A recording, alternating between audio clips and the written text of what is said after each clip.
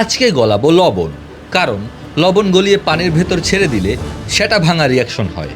লবণ গলাতে প্রায় 800 ডিগ্রি সেলসিয়াস তাপমাত্রার প্রয়োজন হয়। তাই হাতের কাছে কোনো কিছু না পেয়ে স্বর্ণের দোকান থেকে সোনা গলানোর যন্ত্রপাতি নিয়ে চলে আসলাম। এরপর লবণ এই সোনা গলানোর পাত্রে দিয়ে প্রচণ্ড হিট তৈরি করে 800 ডিগ্রি সেলসিয়াস পর্যন্ত তাপমাত্রা রিচ করতে হবে। আর তাই আমাদের হ্যান্ডেলম্যান দিয়ে আপনি যেটা ভাবছেন সেটাই, লবণ একদম গলে ক্ষীর।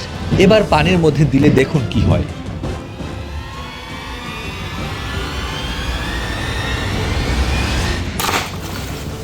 ওরে মাবুত, আমার অ্যাকুরিয়ামটা শেষ।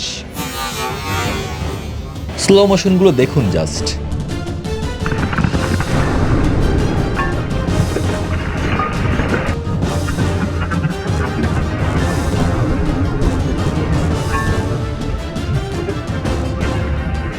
এবার দেখাবো নদীতে এই রিয়াকশনটা কেমন হয়।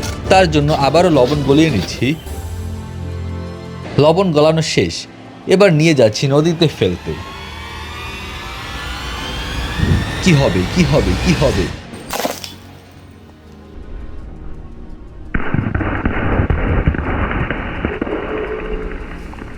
বাপরে, মনে হচ্ছে পটকাবাজি ফুটাচ্ছি।